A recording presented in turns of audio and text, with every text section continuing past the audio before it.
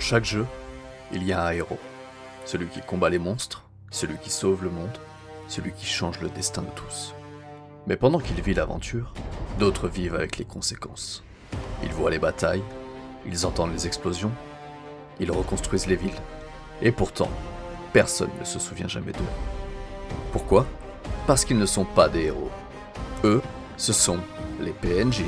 Voici leurs histoires.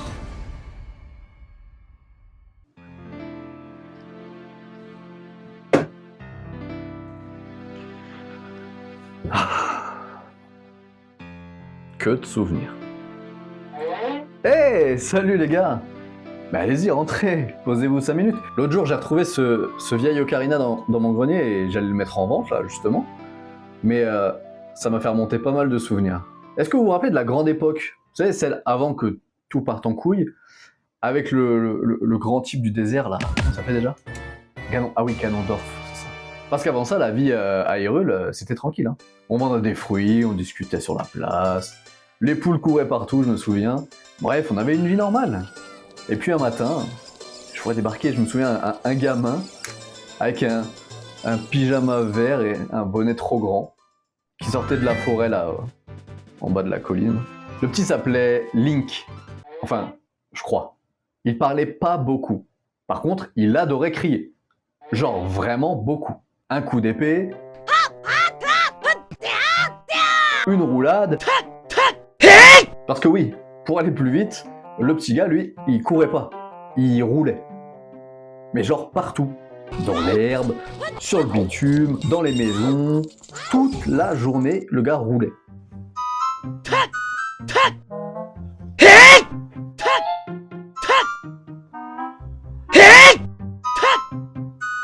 Il fait ça depuis ce matin. Moi, à l'époque, je me souviens, je pensais à ses parents qui devaient tellement s'inquiéter. Mais après, j'ai appris qu'il avait été élevé par un arbre géant qui parle. Donc si vous voulez, j'ai arrêté de me poser des questions sur son éducation. Je me souviens très bien de son premier passage en ville. Il est entré dans le magasin d'un collègue et il lui a pété tous les pots. Mais vraiment tous. Ah. La boutique est nickel.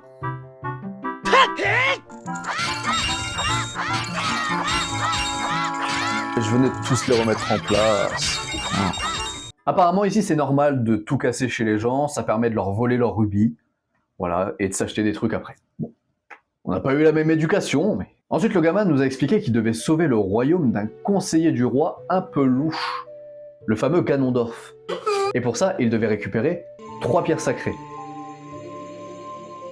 Moi je pensais qu'il racontait n'importe quoi. Mais avant ça, il devait rencontrer la princesse Zelda. Donc, le petit a décidé d'infiltrer le château royal. Statistiquement, il n'y avait aucune chance que ça passe. Le château est rempli de gardes. Et pourtant, ça a bel et bien marché.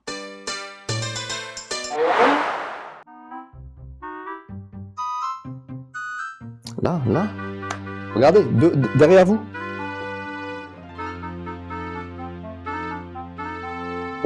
Au-dessus maintenant, au-dessus. Bon bah avec une sécurité comme ça, j'espère qu'un grand méchant va pas prendre le pouvoir. Oui alors moi je veux bien qu'il soit mal payé au bout d'un moment, mais quand même.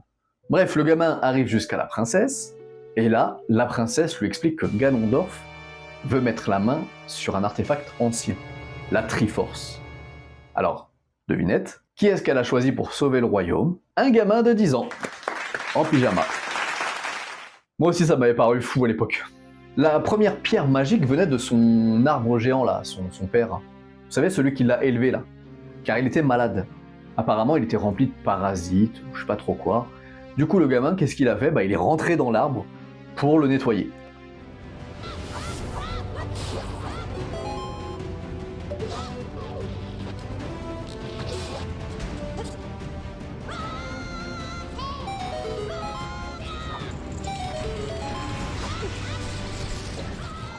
Et au fond, il a même trouvé une araignée géante avec un seul œil. Et du coup, bah, il lui a crevé l'œil.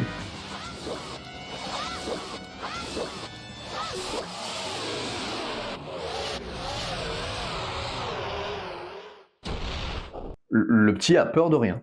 Moi, quand je vois une guêpe dans ma cuisine, bon bah, je me barre quoi. Et juste avant de mourir, l'arbre lui a donné la pierre magique, Et sa meilleure amie lui a même offert un ocarina magique. Bon, à ce stade, je vous cache pas que je pensais qu'il se foutait de ma gueule avec tous ces trucs magiques. Mais ensuite, il a pris la route pour aller chez les Gorons, les mangeurs de cailloux qui vivent dans la montagne. Leur grotte où ils stockaient toute leur nourriture était bouchée. Du coup, le gamin, il a trouvé la solution. C'est vrai que personne n'y avait pensé. Il a tout fait exploser. Voilà, il a pris les bombes qui traînaient tout autour et il a tout fait péter. C'est pas si con, hein, en vrai. Bon, par contre, après, il faisait que ça. Hey, t'entends pas les explosions là depuis tout à l'heure? Écoute, ça recommence encore. Non, c'est rien. C'est rien, c'est le gamin qui fait tout péter encore. J'ai l'habitude, moi, tu sais. Plus ce matin, c'est comme ça. Ça fait beaucoup là, non?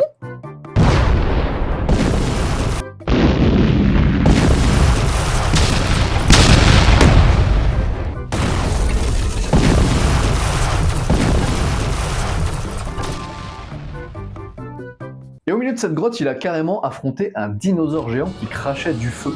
Mais à lui aussi, il paraît qu'il lui a balancé des bombes directement dans la gueule. Alors, moi je suis pas vétérinaire, mais je suis pas sûr que ce soit dans son alimentation.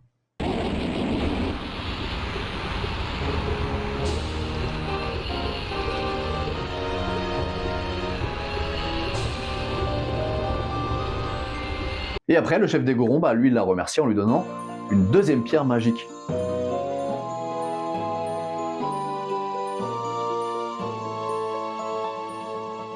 Bon, à ce stade, je pensais toujours qu'il se foutait de ma gueule avec ses pierres magiques, mais le fait de me ramener une deuxième, déjà, je commençais un peu plus à y croire. Sur la route vers le royaume Zoa, le gamin m'a même raconté un truc encore plus bizarre. Apparemment, il est tombé sur une des grandes fées du royaume. Je sais pas si vous voyez le genre. Vous savez, c'est celle avec un gros cul, des seins pointus, et qui sort d'une fontaine magique en faisant une chorégraphie de stripteaseuse.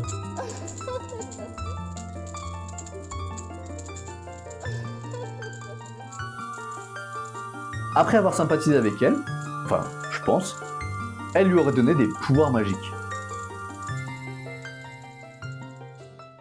Et ensuite, le gamin a repris la route vers le royaume des Zora. Je me souviens, dans le village, il y avait une rumeur qui disait que la princesse avait été mangée par un poisson géant, et visiblement, le roi était complètement paniqué, mais pas tant que ça non plus.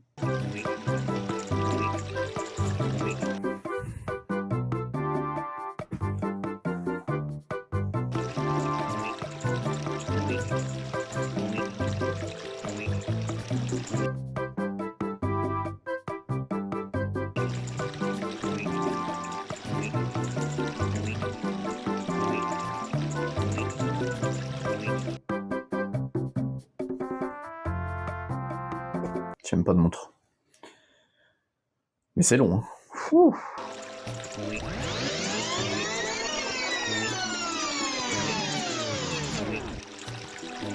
Il a mis à peu près 25 minutes à bouger son cul de son trône pour que le gamin puisse passer, donc. Il n'y avait pas si urgence que ça, apparemment. Et le petit, il a fait comme avec l'arbre, finalement, il est rentré dans le poisson. Et d'après ce qu'il nous a raconté quand il est revenu après, c'était absolument dégueulasse à l'intérieur. Pour passer d'une pièce à une autre, d'un organe à un autre, il fallait ouvrir des portes qui ressemblaient à des... trous du cul. Ouais, je vois aucune autre ressemblance, hein. Et une fois qu'il a retrouvé la princesse à l'intérieur, elle a décidé de refuser de marcher. Me demandez pas pourquoi, et j'en sais rien. Du coup, Link, il l'a porté sur ses épaules, tout le long. Enfin, sur ses épaules, c'était plus sur sa tête, mais ça avait pas l'air de la déranger. Et apparemment, il a réussi à sortir de ce poisson en lui enlevant une espèce de tumeur électrique bizarre.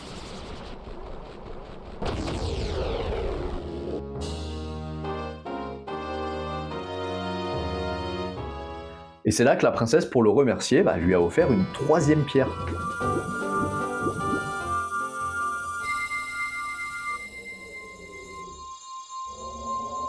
Donc là, je me suis dit, c'est bon.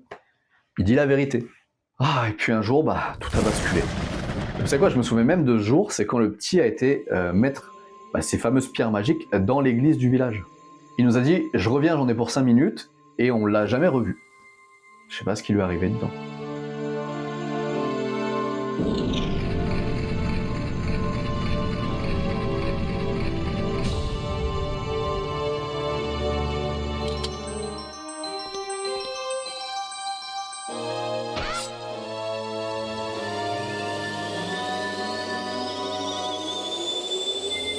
Mais en tout cas, Ganondorf a pris le pouvoir, la place du marché c'est devenu un désert rempli de créatures qu'on appelle des effrois.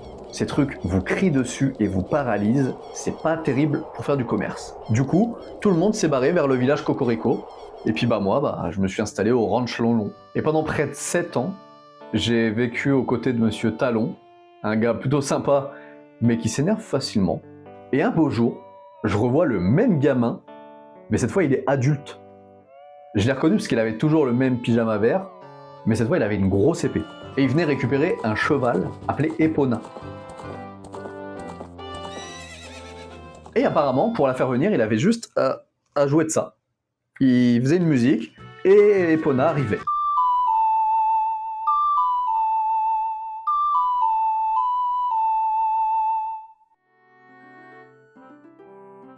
Je sais pas comment elle faisait pour entendre. Après, moi, je m'y connais pas trop en cheval. Peut-être que ça a une ouïe hyper développée. Et à partir de là, les rumeurs ont commencé à circuler. Apparemment, le gamin parcourait le royaume pour réveiller des sages enfermés dans des temples. On raconte qu'il était retourné dans la forêt de son enfance et que le temple était rempli de fantômes qui rigolent, des tableaux hantés, des couloirs qui tournent sur eux-mêmes. Et il y avait même un monstre qui ressemblait à un cheval mort avec une tête de fantôme. Après, ça restait des rumeurs. Il paraît aussi qu'il est retourné sur le volcan, là où il a aidé les Gorons. Sauf que cette fois, il devait affronter un dragon de feu millénaire. Avec un marteau de forge. Énorme. Plus gros que lui.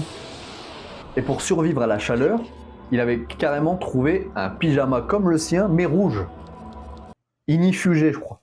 Encore une fois, moi, je m'y connais pas en habits, je vends des fruits, mais le textile ici, c'est incroyable. Et après, il a pris la direction du lac Ilia, là où il y avait les auras. Et le gars a mis carrément des bottes en fer pour marcher au fond de l'eau. Et dans ce temple, il se serait affronté lui-même. Enfin, son côté maléfique. Heureusement que je dois pas affronter mon côté maléfique le matin dans le miroir, parce que je suis pas sûr de gagner. Et bon, je vais pas vous faire la liste de toutes les rumeurs qu'on a entendues, mais je sais qu'il en a fait plein d'autres. Il a tué des zombies dans un autre temple, avec des mains qui sortaient du sol. Il a été dans le désert, là où il y a que des femmes qui vivent. J'ai jamais été, moi. Faudrait que j'y pense. Quoique, apparemment, il aurait affronté des sorcières jumelles qui fusionnent ou je sais pas trop quoi, et il aurait utilisé son bouclier comme un miroir pour renvoyer leur propre sort dans leur tête. Bon, j'avoue que si c'est vrai, il est pas con le gamin. Et pendant tout ce temps, moi je vous raconte même pas le bordel que c'était dehors. Avec son ocarina magique là. Un coup il faisait jour, un coup il faisait nuit, un coup il pleuvait, après il faisait du soleil.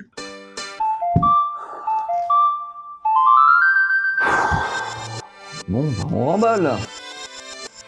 5 minutes later. C'est bon? On peut? Allez. Ah non, putain. Allez, c'est bon pour aujourd'hui. Allez, terminé. On savait plus comment on devait vivre. Bon, finalement, il est allé au château de Ganondorf, qui était présent depuis le début, il était derrière l'église, je me souviens, et il remplaçait l'ancien château de la princesse Zelda. Donc c'était pas dur à trouver, Mais grâce à tous les sages qu'il a trouvés, il a pu faire un pont en arc-en-ciel pour rentrer dans le château. Parce qu'il y avait quand même un sacré trou devant. Bon, leur duel, apparemment, ça ressemblait plus à un match de tennis magique.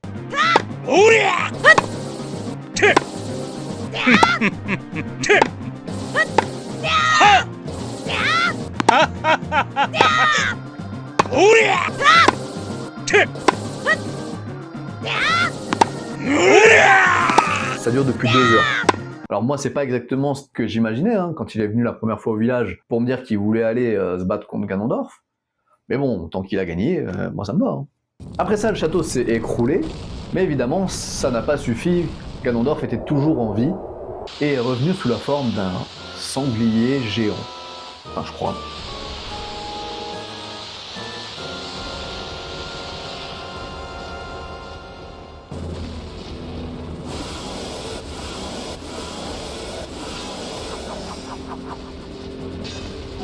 Et là, avec l'aide de la princesse Zelda, qui lui a envoyé une sorte de rayon magique, et Link lui a mis un coup d'épée en plein dans les 2 yeux. Et là, je crois que c'était fini.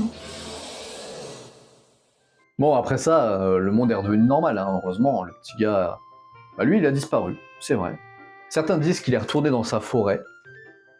Moi, tout ce que je sais, c'est que depuis qu'il est parti, bah, j'ai pu retourner vivre sur la place du marché, j'ai racheté des pots neufs. Et puis, les journées, elles durent 24 heures, quoi. Il n'y a pas de... Un coup, il fait jour, un coup, il fait nuit, un coup, il pleut.